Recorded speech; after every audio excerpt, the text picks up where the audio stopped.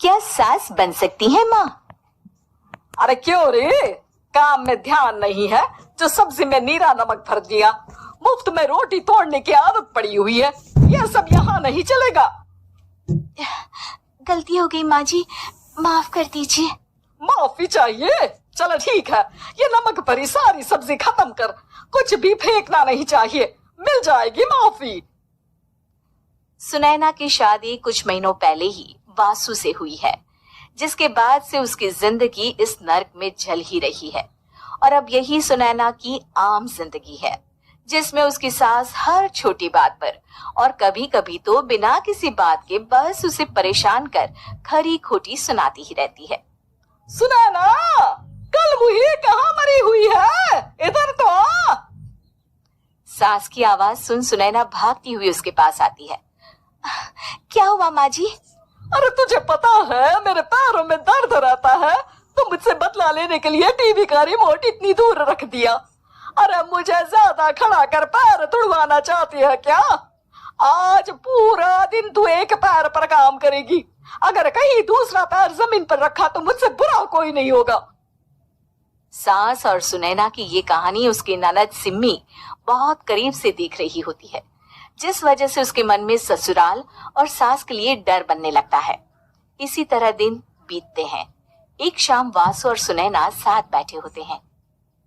क्या बात है, तुम दिन पर दिन कमजोर कैसे होती जा रही हो? नहीं तो, आपको ऐसे ही लग रहा होगा, मैं बिल्कुल ठीक हूँ। हो सकता है, पर चलो ध्यान रखना, मुझे कुछ काम है। ऐसा बोल जैसे ही वासु जाता है, तभी सिम्मी वहां आ जाती है। भाभी, आप भाई को माँ के बारे में बता क्यों नहीं देती? वो आपके साथ बहुत गलत करती है। क्या सारे ससुराल वाले ऐसे ही होते हैं? भाभी, मुझे तो शादी नहीं करनी, बहुत डर लगता है मुझे। अरे तुम बेकार ही टेंशन ले रही हो, ऐसा कुछ नहीं है। मुझे पता है तुम्हारा ससुराल बहुत अच्छा है, इसलिए खुशी खुशी ससुराल की तैयारी करो। सिम्मी तो वहां से चली जाती है, लेकिन सुनैना उसकी बातों से सोच में पड़ जाती है। कुछ दिनों बाद सुनैना के मम्मी पापा और भाई उनके घर आते हैं, जिन्हें देख सास हैरान रह जाती है। आप लोग सुनैना से मिलने आए हैं? अरे बहू, देख तो तेरे मम्मी पापा आए हैं। जी नहीं, आज हम यहाँ लड़की नहीं लड़के वाले बनकर आए हैं। हाँ माँ, मैंने ही सिम्मी और शरद के रिश्ते की बात मम्मी पापा से की थी। शरद हमारी सिम्मी के लिए परफेक्ट है। बेटे की बात मानते हुए उसकी माँ रिश्ते के लिए मान जाती है, पर अब सिम्मी के मन में ससुराल का डर और ज्यादा बढ़ जाता है। जैसे यहाँ माँ भाभी पर जुल्म करती है, ये भी पक्का अपनी बेटी का बदला लेने के लिए ही मुझसे शादी कर रहे हैं। इसी सब के बीच देखते ही देखते सिम्मी शरद की शादी हो जाती है और सास के नाम से डरी सहमी सिम्मी ससुराल पहुंच जाती है। जहां पहुंचते ही वो डरते हुए बोलती है, मम्मी जी, मैं अभी पूरे घर का काम कर दूंगी और जॉब भी छोड़ दूंगी। जैसे आप कहोगी मैं सब कुछ वैसे ही करूंगी। अरे इतना डर क्यों रही हो? और अभी घर आई हो, कोई काम करने की जरूरत नहीं। नई शादी है, कुछ दिन आराम करो, घूमो फिरो। रही बात घर या जॉब की, तो वो तुम्हारी चॉइस है, कोई तुम्हें नहीं रोकेगा। सास का ऐसा व्यवहार देख सिम्मी हैरान रह जाती है और अपनी भाभी सुनैना का ससुराल में पहला दिन सोचने लगती है। चलो हो गया कार्यक्रम खत्म, जा वासु आराम कर। बहू, तू अपने काम पर लग जा। काम से मेरा मतलब है घर का काम, क्योंकि अब से तुम इसके अलावा और कोई जॉब बॉब नहीं करोगी। हाँ, क्या हुआ, कहाँ खो गई? लगता है सपनों में ही घूमने लगी। बताती हूँ तुझे अभी। मेरी बेटी का मजाक बनाएगा? सपने में क्यों, असलियत में घुमा कर ला, जा। ससुराल की ऐसी इमेज सिम्मी ने कभी सपने में भी नहीं सोची थी। अपने आप को बहू नहीं, बेटी सुन उसे बहुत हैरानी होती है। लेकिन जैसे जैसे समय बीतता है, तो अब सिम्मी को किसी भी जगह से ज्यादा ससुराल अच्छा लगने लगता है। एक दिन सिम्मी सबसे मिलने मायके आती है, तो अपनी माँ को भाभी पर चिल्लाते हुए देखती है। अरे करमजली, अगर मुझे इतना ही पैसा खर्च करना होता तो तेरी जगह घर में नौकरानी ना रख लेती। तुझे लेकर आई जिससे नौकरानी का पैसा बचे, पर तू तो उससे भी ज्यादा खर्चा करा रही है। बस माँ, तुम्हें कोई कुछ बोलता नहीं तो हर हद पार करोगी क्या? अगर यही सब मेरी सास करे तो? और तो उनकी बेटे को जिंदा गाड़ दूंगी। तुम्हारे और उनके अंदर यही तो फर्क है माँ। तुम उनकी बेटी के साथ क्या क्या करती हो, सब कुछ पता होने पर भी वो तुम्हारी बेटी को पलकों पर बिठा कर रखते हैं। एक आप है, उनकी बेटी को अपनी बेटी जैसा तो क्या बहू तक नहीं समझती।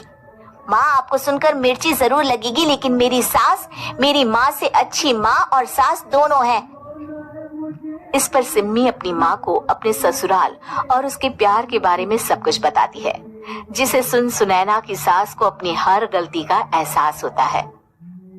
अगर वो चाहते तो आराम से अपनी बेटी का बदला मेरी बेटी से ले सकते थे, पर उन्होंने ऐसा नहीं किया और तुझे हमसे भी ज्यादा प्यार दिया। तुम दोनों ही मुझे माफ कर दो। इसके बाद तो जैसे सुनैना की सास का रूप पूरी तरह बदल जाता है। Mission successful. कहानी नीरू की है। पंजाब की नीरू की शादी दिल्ली के राहुल से होती है। दिल्ली कितना बड़ा शहर है ना, लेकिन आप लोगों का घर तो बहुत छोटा है। हमारे पंजाब में तो ये बड़े बड़े घर होते हैं कि मजा ही आ जाता है। कोई बात नहीं नीरू, मैं भी तुम्हारे लिए बहुत बड़ा मकान बनाऊंगा बहुत जल्दी। नीरू के पिता जहाँ पंजाब के जाने माने व्यापारी थे, वहीं उसका पति राहुल दिल्ली में एक सिंपल नौकरी करता था। माँ, यहाँ तो घी मक्खन इतना महंगा है कि क्या बताऊं। मैं तो तरस ही जाती हूँ घी खाने के लिए। नीरू की माँ को ये सुनकर बहुत दुख होता है। मेरी बेटी को घी नसीब नहीं हो रहा है और ये बहू यहाँ बैठकर घी में शक्कर डाल रही है। देख वनिता, मैं साफ कह रही हूँ, इससे घर में जितना घी आएगा उतना ही मेरी बेटी के घर दिल्ली भी जाएगा। अरे ये क्या बात होती है माँ जी? बेटी का उतना ही करो जो अच्छा लगे। अब क्या मायके से घी और मक्खन तक की सप्लाई करोगी आप? हाँ, मेरी बेटी किसी चीज को तरसे मुझसे बर्दाश्त नहीं होता। अब क्या था, नीरू के मायके में 2 किलो घी आता तो 2 किलो दिल्ली जाता नीरू के पास। एक दिन, माँ, बड़ी गर्मी पड़ती है दिल्ली में। इस घर में तो एक ही एसी है और वो भी ड्राइंग रूम में। सारा परिवार एक ही कमरे में सोता है। बेटा, वो तो हर घर की कहानी है, यहाँ भी एक ही एसी है। अरे बिल इतना आता है कि क्या बोलूं। तभी वहाँ राकेश आ जाता है। माँ, थोड़ी देर में यहाँ कुछ प्लम्बर आएंगे मेरे कमरे में एसी लगाने, जरा ध्यान से लगवा देना ना माँ। ओए, ऐसे कैसे तेरे कमरे में एसी लगेगा? हो राकेश, एक बार बात तो कर लेता। अरे पापा, वो वनिता को गर्मी में नींद नहीं आती। ड्राइंग रूम में सबके साथ सोने में वो अनकंफर्टेबल है, इसलिए। अरे पूरे परिवार के साथ वहाँ तेरी बहन नीरू भी तो सोती है, वो नहीं हो रही क्या अनकंफर्टेबल? समझ रहा है ना? अगर एसी लगेगा तो एक दिल्ली में तेरी बहन के कमरे में भी लगेगा, तभी तू लगा सकेगा। राकेश वनिता को सारी बात बताता है। वनिता करती भी क्या, मन मार कर बैठ जाती है। माँ, ये लोग ठीक नहीं है, क्या करूं मैं? अरे बेटी, यहाँ आ जा, तू यहाँ आकर रह ले। अरे छोड़ दे ऐसे पति को। कैसे छोड़ दूं माँ? समाज क्या कहेगा, लोग क्या कहेंगे? वैसे भी मेरा एक बेटा है मयंक। अरे हटा बेटा, तेरी उम्र ही क्या है, इतनी परेशान रहेगी तो काम कैसे चलेगा। खैर, बात आई गई हो जाती है। माँ को लगता है कि नीरू ठीक है, तो वहीं नीरू के मन में एक ही लाइन चल रही होती है, यहाँ आजा। माँ ने तो बोल ही दिया है कि यहाँ आजा, बस मयंक थोड़ा सा बड़ा हो जाए, इन गरीबों को छोड़कर मैं वापस माँ के पास ही चली जाऊंगी। वो इसी सोच में बाजार में चल रही थी कि मैम, आपका दुपट्टा जमीन को छू रहा है। नीरू जैसे ही उस लड़की की तरफ देखती है, देखती ही रह जाती है। हाय रे, कितना सुंदर लड़का है ये। अब क्या हुआ? मैंने कहा आपका दुपट्टा। तो खुद ही उठाकर दे दो ना। लड़का समझ जाता है कि नीरू उस पर फिदा हो चुकी है। वो उससे उसका नंबर लेकर चला जाता है। अब क्या था, नीरू और रोहित में लगातार बातें होने लगती है। मैं हरियाणा का रहने वाला हूँ, यहाँ एक बड़ी कंपनी का मैनेजर हूँ। अच्छा, और कितने बच्चे हैं तुम्हारे? बच्चे? अरे मेरी तो शादी भी नहीं हुई है। तुम बताओ, शादी करोगी? नीरू शर्मा जाती है। अब लेकिन मैं तो पहले से ही शादीशुदा हूँ। मुझे फर्क नहीं पड़ता, बस तुम शादी कर लो, भाग चलते हैं। बहुत पैसे वाला हूँ मैं, हमेशा खुश रखूंगा तुम्हें। नीरू रोहित से मिलकर सारा प्लान बना लेती है और फिर एक दिन घर से भाग जाती है। दोनों शादी कर लेते हैं। शादी के बाद क्या बात है नीरू, तुम्हें परेशान सा देखता हूँ, सब ठीक तो है ना? हाँ हाँ, सब ठीक है।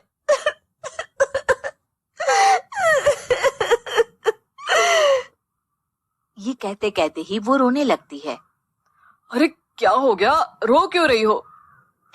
मैंने तुमसे एक बात छुपाई है और वही बात अब मुझे परेशान कर रही है। रोहित, मेरा एक बेटा भी है, उसका नाम मयंक है। क्या बात कर रही हो, ये तुमने मुझे पहले क्यों नहीं बताया?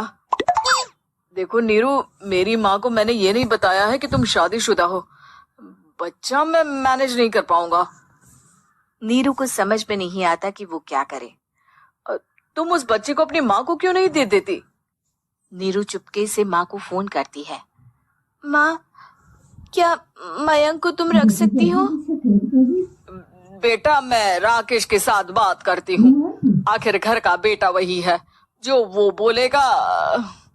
वैसे भी बेटा, तूने जो किया है ना, उसके बाद से पूरा घर तेरी बुराई कर रहा है। मैं भी अब किसी से तेरे लिए लड़ नहीं सकती।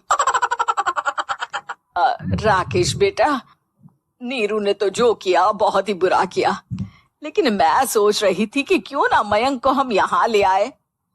तभी वनीता बोल पड़ती है। वाह जी, ऐसे कैसे यहाँ ले आए? यहाँ क्या भंडारा भरा है?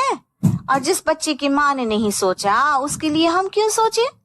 नीरू को एक बार तो अपने बच्चे के बारे में सोचना चाहिए था ना। अरे लेकिन तेरे पास भी तो लड़का नहीं है ना वनीता। माँ, वनीता ठीक बोल रही है। कल को वो बड़ा होकर इसी घर का हिस्सा मांगेगा तो हम क्या करेंगे? माँ कहती भी तो क्या, वो चुप रह जाती है। वहीं नीरू का पहला पति कहता है। माँ, अगर आज भी वो वापस आ जाए तो मैं उसे माफ कर दूंगा। बेटा, गरीबी चीज ही ऐसी है, क्या करेगा? तू तो अब मयंक का सोच, वो बेचारा तो बिना माँ का हो गया। मयंक के खातिर तू दूसरी शादी कर ले बेटा। लोगों के लाख समझाने के बाद नीरू के पहले पति की शादी रिद्धि से हो जाती है, जिसके पहले पति से 2 बच्चे होते हैं। देखो जी, मैंने शादी सिर्फ बच्चे के खातिर की है। मैंने भी शादी सिर्फ बच्चों के खातिर की है। वहीं नीरू के दूसरे पति के मन में ये बात घर कर जाती है कि नीरू एक मासूम बच्चे को उसके खातिर छोड़ कर आई है। अब देखो नीरू, मुझे लगता है कि जो औरत अपनी कोख का बच्चा छोड़ सकती है, वो तो कुछ भी कर सकती है।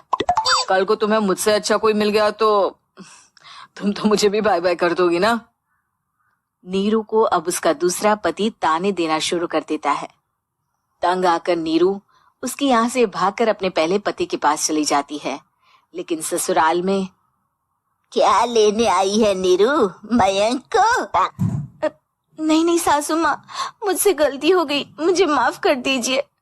नीरू, अब वक्त खत्म हो गया है, मेरी शादी हो चुकी है। तो छोड़ दो ना उसे, हमारा बच्चा है। मैं आपको अपनी माँ नहीं मानता, मेरी नहीं मान तो बात अच्छी है। नीरू मयंक की बात सुनकर समझ जाती है कि उसके पास अब ना आसमान रहा ना ही जमीन।